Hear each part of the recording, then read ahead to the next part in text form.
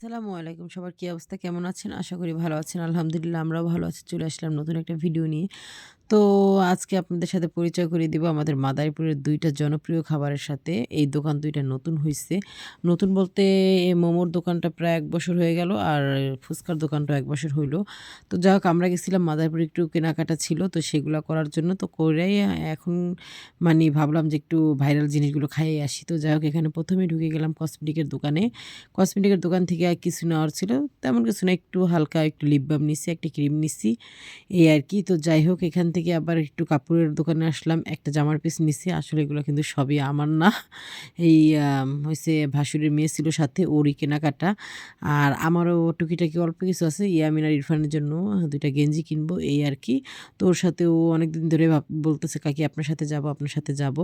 তো যাই হোক মেয়েরা ছোট হলে কি হইছে, আসলে বান্ধবীর মতোই হয়ে গেছি। যেহেতু ওরে তো আমি আইসা ছোটই দেখছি। তো সমবয়সীর মতো আরকি সমবয়সী না, আমিও অনেক সিনিয়র।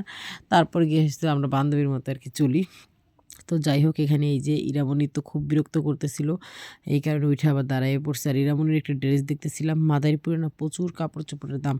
আর আমি তেমন দাম করতে পারতেছি না। কারণ আমি ঢাকা থেকে কেনাকাটা করে অভ্যস্ত তো। মনে হয় একটা দাম বললেই আসলে কেমন যেন লাগতেছে। আ কম না বেশি কেমন একটা পরিস্থিতিতে পড়ে গেছি। তো এই কারণে না কেনাকাটা করেই চলে আসছি। তো এখানে ১ম এ চলে আসছি ফুচকার দোকানে। এটা হইছে গিয়ে যে আপনাদের আগে বলতাম শনিয়াখড়া যে আমার দেবরের দোকান ছিল, ভাইরাল এনায়েত ভাইয়ের ফুচকার দোকান। তো সেই দোকানটাই এখানে আবার রুবেল ভাই একটা আউটলেটের মতো আরকি একটা খুলছে। তো আলহামদুলিল্লাহ খুব ভালো চলতেছে। আমরা সেখানে গিয়েই ১ম এ একটা দই ফুচকা আর হইছে একটা রেগুলার ফুচকা নিয়ে নিলাম।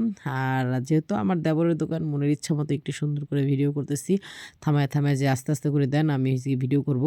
তো ১ম এ দই ফুচকাটা খাইয়ে নিই। কারণ দই ফুচকাটা যেহেতু দই দেওয়া আছে, আ মানি পুঁতে যাইতে পারে। তো এই কারণে দই ফুচকাটা খাইয়া নিলাম। আর ইরামণি তো আ খাবে না কিছুই, খুব ভয় পাইতেছে। রাস্তা দিয়ে মেইন রাস্তার পাশে তো গাড়ি চলতেছে প্রচুর। তো এখান থেকে খাওয়া-দাওয়া করে আবার চলে আসলাম এখানে আমাদের লেক পার্কে, কিন্তু প্রচুর পরিমাণে ভিড় হয়।